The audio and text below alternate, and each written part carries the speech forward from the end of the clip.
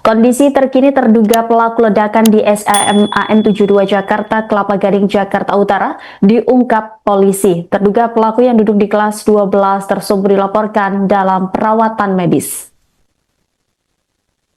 Dikutip dari Warta Kota pada Minggu 9 November, terduga pelaku sudah sadar setelah menjalani operasi bagian kepala di salah satu rumah sakit. Kondisinya sudah berangsur membaik, namun masih harus menjalani perawatan medis.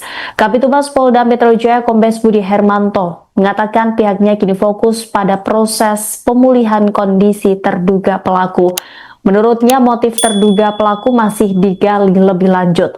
Adapun status terduga pelaku ledakan di SMAN 72 Jakarta ialah anak yang berhadapan dengan hukum atau ABH. Dengan demikian, kepolisian melibatkan Komisi Perlindungan Anak Indonesia dalam kasus ini. Diketahui insiden ledakan terjadi lingkungan SMAN 72 Jakarta, Kelapa Gading, Jakarta Utara pada Jumat 7 November siang. Ledakan tersebut mengakibatkan puluhan orang menjadi korban mengalami luka-luka.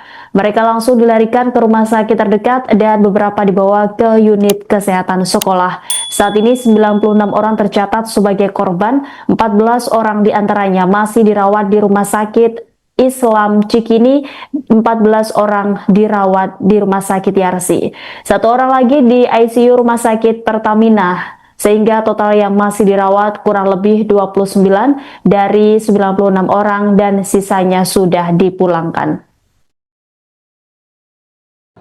Yang pertama, kami akan menyampaikan perkembangan penanganan peristiwa ledakan di SMA 72 Kelapa Gading, Jakarta Utara.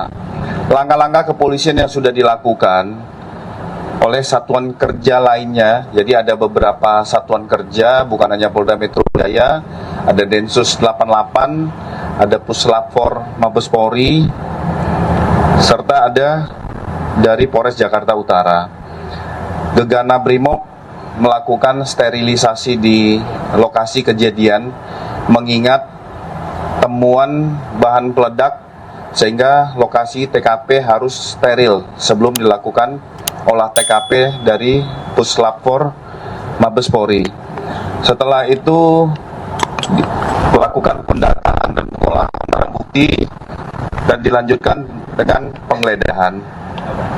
Tadi disampaikan oleh Bapak Kapolri di Rumah Sakit Islam Jakarta tentang jumlah korban. Kami tekankan jumlah korban 96 orang. Saat ini yang dirawat berjumlah 29 orang. Dengan rincian 14 di Rumah Sakit Islam Jakarta, 14 di Rumah Sakit Yarsi, dan 1 di Rumah Sakit Pertamina. Sementara 67 orang lainnya sudah pulang ke rumah dalam kondisi lebih baik. Penyelidikan dan penanganan peristiwa ini, Polri melibatkan KPAI dan tim trauma healing, mengingat adalah korban dan yang diduga melakukan suatu perbuatan adalah anak yang berhadapan dengan hukum. Artinya masih dianggap berstatus anak. Harapan Bapak Kapolri dan Kapolda Metro Jaya berharap sekolah segera kembali normal dan aktivitas belajar bisa kembali pulih. Untuk motif masih didalami oleh Densus 88 dan Krimum Polda Metro Jaya. Jadi setelah nanti pengumpulan dan analisa barang bukti dari TKP, hasil penggeledahan, pencocokan semua dari keterangan saksi, Pak Kapolri sudah menyampaikan, termasuk Bapak Kapolda Metro Jaya, akan melaksanakan rilis secara lengkap kepada rekan-rekan sekalian, sehingga tidak bias isu, motif, ataupun kejadian yang terjadi. Perlu kami sampaikan kepada rekan-rekan sekalian, untuk kita sama-sama menjaga, ada hak-hak khusus yang harus dipenuhi, yaitu perlindungan tentang identitas dan perlakuan khusus terhadap anak yang berhadapan dengan hukum. Kita menghimbau bersama-sama kepada seluruh masyarakat untuk kita bisa berempati, kita lebih bijak untuk menangani peristiwa ini. Mungkin dari rekan-rekan ada yang mau ditanyakan? Ya. Kemarin bit kecil ya, itu kan sudah dilakukan penggeledahan di rumah terduga pelaku. Gerak-gerik terduga pelaku ledakan di SMAN 72 Jakarta sebelum kejadian mulai terungkap, baik dari rekaman CCTV yang beredar hingga unggahan terakhirnya kini menjadi sorotan. Terduga pelaku sempat mengunggah foto di media sosial TikTok-nya sebelum peristiwa ledakan terjadi. Dalam akun terduga pelaku @somdases ada 3 konten yang diunggah beberapa jam sebelum insiden. Salah satu unggahan itu berupa sebuah foto dengan gestur tangan oke dan tulisan "Here it comes" 8 jam sebelum kejadian. Sementara itu di unggahan pertama menampilkan potret cermin selfie yang menunjukkan wajah remaja laki-laki di sejumlah lokasi. Unggahan kedua menampilkan rekaman pemandangan halaman sekolah dari lantai atas dengan arah kamera menghadap ke masjid sekolah. Kemudian pada unggahan terakhir nampak potret diduga tangan dari pelaku menunjukkan gestur tanda oke.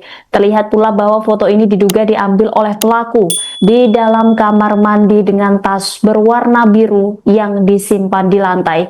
Tas berwarna biru juga sempat terlihat di bawah pelaku ketika dibonceng oleh ayahnya ke sekolah pada Jumat 7 November pagi atau beberapa jam sebelum kejadian. Dalam tangkapan layar rekaman CCTV di lingkungan rumahnya, terlihat pelaku mengenakan seragam sekolah batik dan celana putih serta menggendong ransel merah di punggungnya. Ia juga terlihat membawa satu tas lainnya berukuran cukup besar berwarna biru yang dipangkunya. Dari tangkapan layar itu juga terlihat bahwa ada perbedaan pakaian yang dikenakan terduga pelaku sebelum dan sesaat setelah kejadian. Sementara setelah kejadian, terduga pelaku ditemukan terkapar di samping senjata mainannya dengan mengenakan celana panjang hitam dan kaos putih. Pakaian tersebut terlihat berdasarkan foto yang beredar di media sosial. Dari hasil pemeriksaan sementara, kepolisian mengamankan material yang diduga terkait bahan peledak. Polisi juga mengamankan 2 senjata api, yakni senapan serbu jenis SS2V4 dan pistol revolver. Yang mengejutkan, pada senjata SS2V4 itu ditemukan tulisan "Welcome to Hell" serta beberapa nama seperti Alexander Bisonet dan Brenton Taran. Kedua nama tersebut dikenal publik internasional karena terlibat dalam aksi penembakan brutal di masjid. Sementara itu, Kapolri Jenderal Listio Sigit Prabowo mengatakan polisi hingga saat ini masih mendalami terkait motif terduga pelaku melakukan ledakan di SMAN 72 Jakarta.